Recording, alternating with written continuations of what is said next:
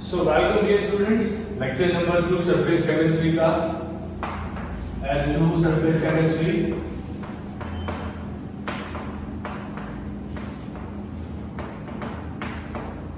आज के लेक्चर में हमें पढ़ाई करना है बच्चों मैकेनिज्म ऑफ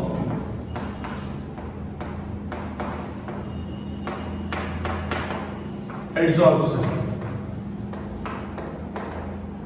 ओके डन। चलो शुरुआत करते हैं dear students mechanism of adsorption. सबसे पहली बात तो लास्ट सेशन में ऑलरेडी हम लोगों ने एब्जॉर्प्शन पे काम किया था। एब्जॉर्प्शन वो बल्क फिनोमेनन है, इसके बारे में हमने डिटेल में डिस्कस किया था। ओके, पानी लीजिए, पानी में स्पॉन्ज भिगोइए, तो स्पॉन्ज में पानी जो होता है वो यूनिफॉर्मली शोकअप हो जाता है, मतलब कि वो एब्जॉर्प्शन फिनोमेना बल्क का फिनोमेना है। ओके, उसके बाद हमने देखा था एडसॉर्प्शन फिनोमेना। तो ये जो एडसॉर्प्शन फिनोमेना होता है बच्चों, ये होता है सरफेस फिनोमेना। मतलब कि आप चारकोल ले लीजिए, मिथिलीन ब्लू का सॉल्यूशन बनाइए, चारकोल को मिथिलीन ब्लू के सॉल्यूशन में डालिए, उसके बाद उसे थोड़ा हिलाइए एंड उसके बाद उसे निकाल के फिल्टर कीजिए, तो आपको कलर का इंटेंसिटी कम होता हुआ दिखेगा। मैंने एक ब्राउन गैस वाला एग्जांपल दिया था कि चेंबर, गैस चेंबर बनाओ, उसमें चारकोल रखो तो चारकोल की सरफेस में गैस एडसॉर्ब हो जाएगा। तो आज कंसेप्ट ये है कि ये एडसॉर्प्शन बेसिकली होता कैसे है। ओके, एंड इसको हम चेक करेंगे from thermodynamics point of view.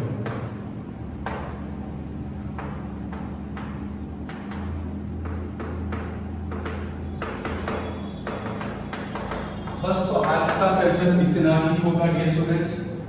Mechanism of adsorption को देखना है थर्मोडायनामिक्स के पॉइंट ऑफ व्यू से। ओके, अब छोटी छोटी जो बातें हैं उसे शुरुआत करते हैं। मान लीजिए यहां पे मेरे कुछ सॉल्यूशन भरा हुआ है, यहां पे मेरे कुछ सॉल्यूशन भरा हुआ है।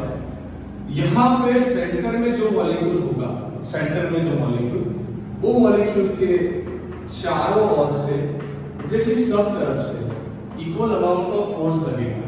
इसकी वजह से ये जो मॉलिक्यूल है ये स्टेबल मॉलिक्यूल होगा एंड स्टेबल मॉलिक्यूल का एनर्जी जो होता है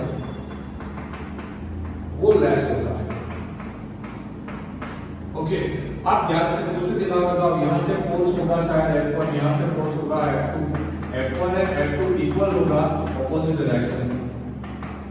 ओके, उसी हिसाब से F3 F4 भी आप ले लो, मतलब कि ये वाला जो मॉलिक्यूल हमने लिया हुआ है, ये वाला मॉलिक्यूल स्टेबल होगा, इसका एनर्जी लेस होगा। ओके, सबसे पहले तो ये स्टोरी। अब जो मॉलिक्यूल सरफेस की बिल्कुल नजदीक है, ये वाला molecule which is very near to, which is on the surface, मैंने एक ऐसा मॉलिक्यूल लिया जो सरफेस के बिल्कुल ऊपर वाला है। तो यहाँ पे होगा क्या, यहाँ पे कुछ फोर्स लगेगा, यहाँ पे सरफेस टेंशन वाला फोर्स लगेगा, जैसे आप फिजिक्स में ऑलरेडी पढ़ चुके हो। ओके, पर बच्चों यहाँ पे ऊपर की डायरेक्शन में कोई फोर्स नहीं है, नो फोर्स। ओके, यहाँ पे ऊपर की डायरेक्शन में कोई फोर्स नहीं है, इसका मतलब कि ये बैलेंस नहीं है। यहाँ पे ये मॉलिक्यूल जो होगा वो अनस्टेबल मॉलिक्यूल। अब ये स्टूडेंट्स, जो मॉलिक्यूल अनस्टेबल होता है उसकी एनर्जी हाई होती है। पहले तो ये चीज आप दिमाग में रखो, अच्छे से समझो। ओके, अब मान लीजिए कि मैंने एक चारकोल लिया,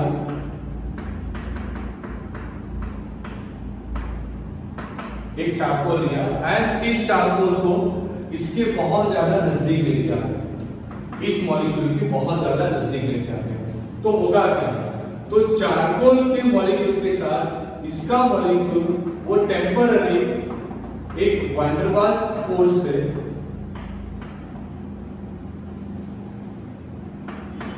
फोर्स ऑफ अट्रैक्शन से, एक van der Waals force of attraction से एक टेम्पररी वीक सा बॉन्ड बना देगा। अगर जैसे आप जानते हो जब भी नया बॉन्ड बनता है, न्यू बॉन्ड फॉर्मेशन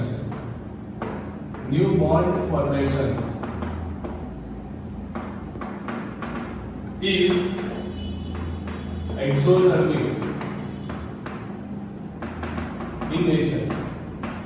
जब कोई भी नया बॉन्ड बनता है ना, इसके बीच में टेम्पररी नया सा बॉन्ड बना वैन डर वाल्स फोर्स की वजह से, तो यहाँ पे जब नया बॉन्ड बनता होगा उस टाइम पे कुछ एनर्जी यहाँ से रिलीज हुआ होगा। ओके, ये जो एनर्जी रिलीज हुआ इसकी वजह से एड्सॉर्प्शन जो होता है, एड्सॉर्प्शन होता है exothermic in nature. Exothermic in nature, adsorption कैसा होता है? Exothermic in nature. ओके, ये चीज आप ध्यान रखना।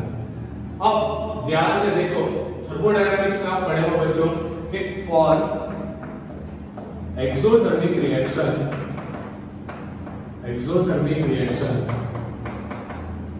Delta H is equal to negative. Delta H मतलब change in enthalpy, delta H is equal to change in enthalpy.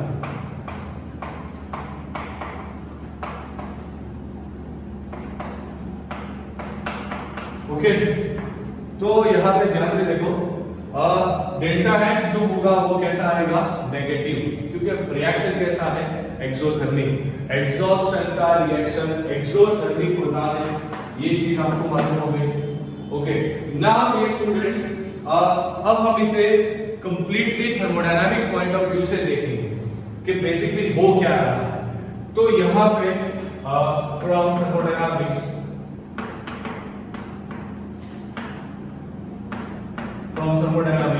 क्या हम लिख सकते हैं? Delta G is equal to delta H minus Ts।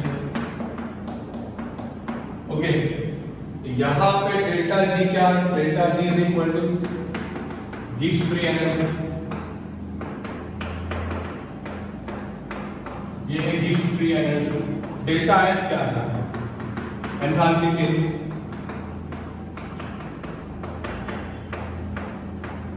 T क्या है? टेम्परेचर। डेल्टा S क्या है? Change in entropy. सारा खेल इसका एंट्रोपी। अब आप एंट्रोपी, चेंज इन एंट्रोपी को बेसिकली लिखोगे कैसे? It's equal to final entropy minus initial entropy, ऐसे लिखोगे ना। S का मतलब होता है एंट्रोपी। तो अब क्वेश्चन आएगा एंट्रोपी क्या है? एंट्रोपी मींस रैंडमनेस, या फिर आप समझो फ्रीडम। ये बेसिकली मेरा वर्ड है, एंट्रोपी मतलब फ्रीडम। अब ध्यान से देखना, यहां पे इस मॉलिक्यूल की एनर्जी हाई थी, मतलब कि एंट्रोपी हाई थी, क्योंकि ये मॉलिक्यूल ज्यादा अनस्टेबल था। जो अनस्टेबल होता है उसकी एंट्रोपी हाई होती है, उसकी फ्रीडम ज्यादा होती है। ये अनस्टेबल था, इसकी वजह से उसकी एंट्रोपी हाई थी, मतलब कि initial entropy high. Initial entropy जो आएगी एस इनिशियल, वो हाई है। ओके, अब जब उसने टेम्पररी बॉन्डिंग की मतलब कि खुद का कुछ एनर्जी रिलीज कर दिया। अब पहले तो वो फ्री था, अब वो जाके चिपका चारकोल के पोर्स में, मतलब कि वहां पे जाके उसका फ्रीडम कैसा हो गया? कम हो गया। मतलब फाइनल जो एंट्रोपी थी, फाइनल एंट्रोपी वो कैसी आएगी बच्चों? फाइनल एंट्रोपी मतलब एस फाइनल, वो आएगी लो। ये चीज समझो बच्चों आप लोग। यहां पे एक चीज क्लियर है कि S initial is higher than S final, मतलब कि अगर आपने डेल्टा एस का वैल्यू निकाला तो वो कैसा आएगा? डेल्टा एस का वैल्यू, फाइनल का वैल्यू कम है, इनिशियल का वैल्यू हाई है, तो ओवरऑल आंसर आपका कैसा आएगा? नेगेटिव। ओवरऑल आंसर कैसा आएगा आपका? नेगेटिव। तो ये चीज समझो, यहां पे एक चीज क्लियर है, डेल्टा एस जनरली नेगेटिव होता है। ओके, ये डेल्टा एस ये माइनस आएगा, ये टी आएगा, डेल्टा एस वाला टर्म कैसा आया? नेगेटिव। तो जनरली ये नेगेटिव नेगेटिव कैसा हो जाएगा? पॉजिटिव। अब ये आप लोगों को बहुत ध्यान से समझना है। यहाँ पे ये टर्म पॉजिटिव हो गया, ये टर्म पॉजिटिव हो गया। अब अगर डेल्टा जी नेगेटिव नहीं आया, if delta G is negative, अगर नहीं नेगेटिव आया तो रिएक्शन नॉन स्पॉन्टेनियस होगा। Delta G is negative, reaction is spontaneous. And chemistry में बच्चों स्पॉन्टेनियस रिएक्शन का बहुत ज्यादा इंपॉर्टेंस है। मतलब कोई भी रिएक्शन अपने आप हो जाए वो सबसे ज्यादा बेटर रहेगा। हमको कोई फोर्स बाहर से देना नहीं है, हमें कोई बाहर से प्रेशर नहीं देना, टेम्परेचर नहीं देना, अपने आप प्रोसीजर हो जाए वो बहुत ज्यादा जरूरी है। तो उसके लिए क्या मैटर करेगा? ओवरऑल ये वाला टर्म पॉजिटिव हो रहा है, ये वाला टर्म नेगेटिव है। तो बेसिकली क्या होना चाहिए? ये वाला टर्म ज्यादा बड़ा होना चाहिए, ये वाला टर्म ज्यादा बड़ा होना चाहिए, ये वाला टर्म छोटा होना चाहिए। अगर ये वाला टर्म बड़ा होगा तभी ओवरऑल आंसर नेगेटिव आएगा, फाइनल आंसर। ये चीज समझो बच्चों आप लोग। अगर ये टर्म बड़ा होगा तभी ये आंसर कैसा आएगा? नेगेटिव आएगा। अदरवाइज क्या होगा? ओवरऑल पॉजिटिव हो गया, डेल्टा जी पॉजिटिव आया, रिएक्शन नॉन स्पॉन्टेनियस हुआ, मतलब आपको कुछ काम करना पड़ेगा चार्कोल के ऊपर, तभी आप एब्जॉर्प्शन करवा पाओगे, बाकी एब्जॉर्प्शन नहीं करवा पाओगे। गया दिमाग में?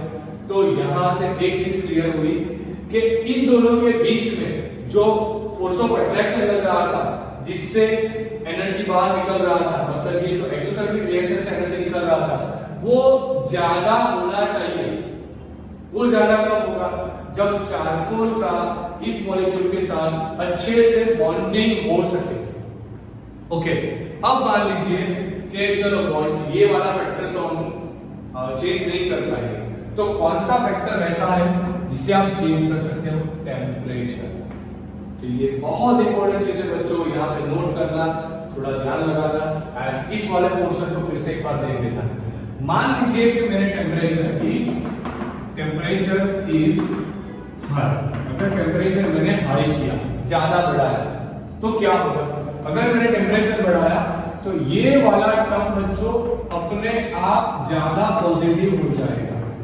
अगर ये वाला टर्म अपने आप ज्यादा पॉजिटिव हो गया तो ओवरऑल फाइनल आंसर जो निकलेगा वो पॉजिटिव निकलेगा। फाइनल आंसर कैसा निकलेगा? पॉजिटिव निकलेगा। मतलब कि हाई टेम्परेचर एब्जॉर्प्शन के लिए अनफेवरेबल होता है। लिखो, बहुत इंपॉर्टेंट स्टेटमेंट है। High temperature is unfavourable in absorption. High temperature पे करते ही एब्जॉर्प्शन नहीं हो पाता। अगर आपने टेम्परेचर बढ़ा दिया बहुत ज्यादा तो एब्जॉर्प्शन नहीं हो पाएगा। जनरली केमिस्ट्री एक सब्जेक्ट ऐसा है जहां पे आपको नंबर ऑफ एक्सेप्शन मिलेंगे। ओके, नाउ अब देखो, if temperature is low, is sufficient low, अगर टेम्परेचर सफिशिएंट लो कर दिया, टेम्परेचर कम किया तो ये वाला टर्म कम हो जाएगा, डिक्रीज हो जाएगा, डिक्रीज। अगर ये वाला टर्म डिक्रीज हो गया तो ओवरऑल आंसर कैसा आएगा? नेगेटिव। मतलब कि low temperature is favourable for absorption. इसका एक रियल एग्जांपल आपको दे रहा हूं। रियल एग्जांपल, कार के विंडशील्ड पे जो फॉग लगती है ना, वो एब्जॉर्प्शन फिनोमेना है। देखो कैसे, पूरा चीज समझो। फाइनल एंड लास्ट एग्जांपल, इसके बाद हमारा सेशन कंप्लीट हो जाएगा।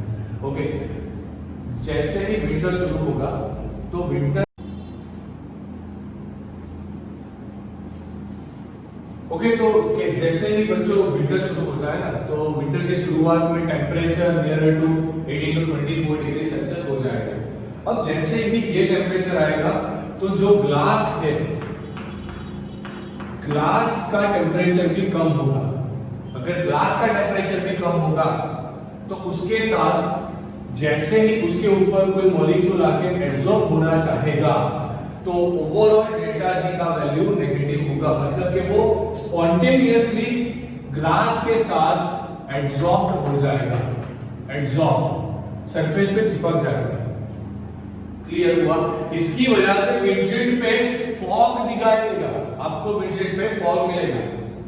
अब आप क्या करोगे, अगर आपने कार का हीटर चालू कर दिया विंडशील्ड के ऊपर से, तो आपने हीटर चालू किया मतलब आपने टेम्परेचर बढ़ाया। देखो जैसे ही आपने टेम्परेचर बढ़ाया तो ओवरऑल आंसर पॉजिटिव होना शुरू हो गया डेल्टा जी का। अब जैसे ही डेल्टा जी पॉजिटिव होना शुरू हो गया, रिएक्शन नॉन स्पॉन्टेनियस हो गया एंड जो चीज एब्जॉर्ब हुई थी वो फिर से डिसॉल्व हो गई, वहां से निकल गई। तो ये होता है बच्चों मैकेनिज्म ऑफ एब्जॉर्प्शन। जनरली हम लोग गैस को स्टडी करेंगे सॉलिड में। ये हाइफेन यूज ही हम लोग इसलिए करते हैं कि गैस को एब्जॉर्ब करवाना है सॉलिड पे, तो दो फेस को डिफरेंशिएट करने के लिए हम हाइफेन का यूज करते हैं। ये चीज आप ध्यान रखना, ओके, ये वाली चीज आप ध्यान रखना। So I am sure dear students आपको पूरा सेशन बहुत ही अच्छे से समझ में आ गया होगा। ओके, सो फटाफट से बच्चों इसको कॉपी में लिखो, बहुत इंपॉर्टेंट टॉपिक है थर्मोडायनामिक्स पॉइंट ऑफ व्यू से, मैकेनिज्म ऑफ एब्जॉर्प्शन। इसको फटाफट से अपनी कॉपी में लिखो। नेक्स्ट सेशन में मैं आपसे फिजिकल एंड केमिकल एब्जॉर्प्शन का डिफरेंशिएट पे डिस्कस करने वाला हूं। Take a screenshot dear students, don't forget to dislike, like and comment the lecture. Okay, कल फिर मिलेंगे chemical absorption and physical absorption के साथ। Take a screenshot fast.